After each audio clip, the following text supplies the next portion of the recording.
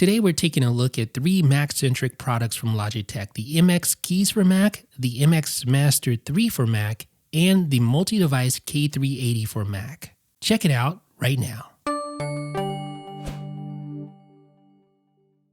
So the MX Master 3 has been around for a while, but now it's being released with a version specifically geared towards Mac and iOS users.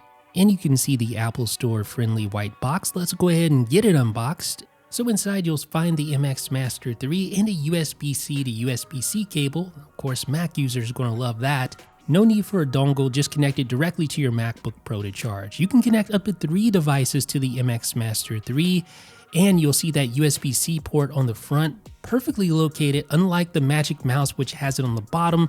So you can actually use the MX Master while charging, go figure. And as you can see, ergonomically it's just no contest. The MX Master is way more ergonomic compared to the Magic Mouse. So when I put my hand on there, it gives me a nice resting position for my thumb and the rest of my fingers. I'm telling you, that's one of the main complaints I have with the Magic Mouse. As much as I love the Magic Mouse, it's just not very ergonomically friendly. And the fact that you can actually plug in the MX Master, charge it, and still use it is just so nice. Now this lineup of mice from Logitech is known for its insane amount of customization. And same thing applies here with the MX Master 3. You have the horizontal scroll wheel, which is so nice for timeline-based apps. You have your back and forward buttons. Of course, you have your normal left and right click buttons as well. You have your gesture button. And all this can be customized directly from the Logitech Options application utility. And this is actually a pretty good utility. It isn't something that feels like half-baked, but it's clear that Logitech has dedicated a lot of time to make this thing right. So as you can see here, you can actually download pre-configured profiles for certain apps like Google Chrome or Safari or Final Cut Pro, Photoshop, Microsoft Word. It'll download those profiles for you, install them, and it will automatically enable useful shortcuts. And of course, you can always go in and create your own shortcuts if you want to. So just real quick, I'm going to show you how to customize the horizontal scroll wheel here with the Logitech Options app. So we just click horizontal scroll, and then we can go through in the More section and choose how we want to customize it. But here's what's really cool. You can actually go into where it says All Applications and choose a specific app to customize. And this customization will only apply when this app is open and in use, of course. So instead of scrolling on the timeline, I'm going to set it to zoom on the timeline, just like that. And you can see here in Final Cut Pro 10, I'm actually able to zoom in and zoom out of the timeline simply by scrolling on the horizontal scroll wheel. Instead of just perusing the timeline, I can zoom in and zoom out. So that's really cool, but I'm going to set that back to timeline horizontal scroll. And just like that, I'm able to use my horizontal scroll wheel to scroll on the timeline. This is great for apps with timelines. And then you have the gesture button. So what you do is you hold that button down, and then you can use up, down, left, or right gesture controls to navigate and switch between desktop pages. You can even invoke app expose or mission control, or customize the gesture button to do something else. So it really is up to you how you want to go about customizing the experience with the MX Master 3. One of my favorite things about the MX Master has always been the Mag Speed wheel, which uses electromagnetic pulses to switch between ratchet scrolling like this, just one line at a time, and free spin scrolling. So depending on the velocity of your scroll, you can switch between the modes, or you can just click the mode button and quickly switch between those modes there. So it gives you precision when you need it and free scrolling when you don't. And then Logitech Flow is a technology that allows you to move your mouse cursor between multiple computers simply by dragging the cursor to the edge of the screen. You can also quickly share files using Flow and link your MX Keys keyboard so that the keyboard becomes active on the computer that you switch to automatically. So you can see the cursor on my Pro Display XDR connected to my MacBook Pro. Now I move it over to the edge and now it's on my MacBook Air, a completely different machine, courtesy of Flow. Now the MX Keys is a companion to the MX Master 3, and like the Master 3, this one features a space gray colorway to match your space gray Mac Mini, MacBook Pro, iMac Pro, whatever the case may be.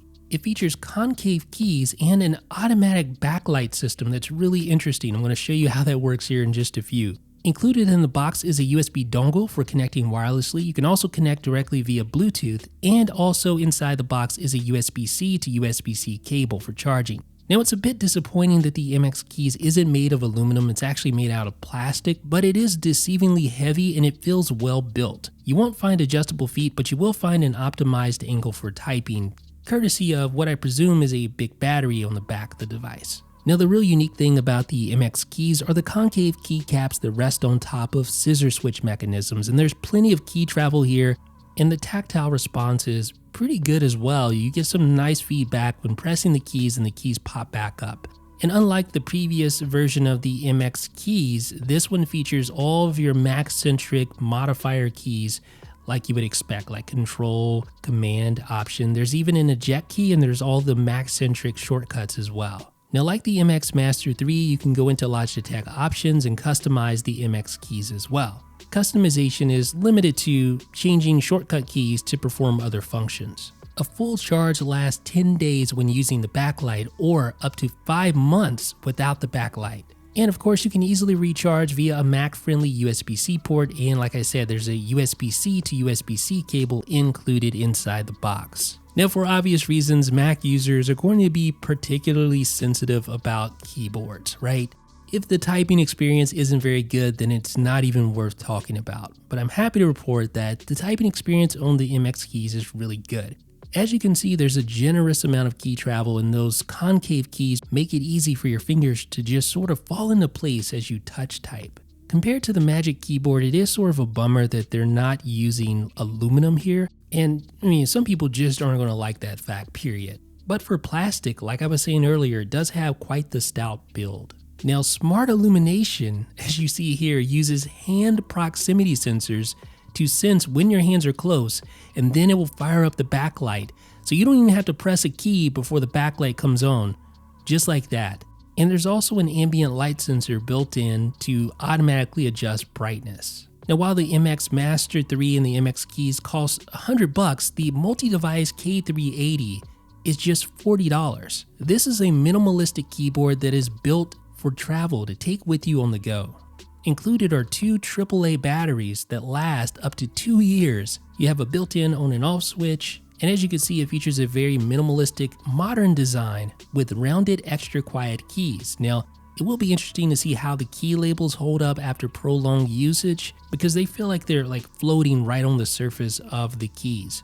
But like I said, this thing is highly portable. It comes in multiple color options, and I just think it's a perfect companion for those of you who need a keyboard for the iPad, or perhaps even a Mac or an iPhone for that matter, and want the ability to switch between those devices with just a button press. And as you can see, those 3 white buttons at the top, those buttons are dedicated to switching between up to 3 paired Bluetooth devices. So that makes it super easy to switch between your Mac and your iPhone and your iPad fairly seamlessly. And as you can see, it does feature Mac-centric controls. You have your inverted T key, you have your command, your control, your option key. Here it is paired with my iPad Pro. And I have to say, I love using an external keyboard with the latest version of iPadOS, the beta version, iPadOS 14. It is so good, external keyboard support with Spotlight and all that. So I'm going to go ahead and Command Tab to switch back to settings. And we'll use Command Space to open up Spotlight and launch an app. Yes, Spotlight has a launcher built into that new version of iPadOS. And the good news is that typing on the K380, despite its small size, is very comfortable. A fair amount of key travel there, key stability. And like I said, being able to quickly switch between devices with just a single button press is nice to have, and it only costs $40. So, ladies and gentlemen, what do you think about Logitech's latest Mac offerings? Let me know down below in the comments section. This is Jeff with 9to5Mac.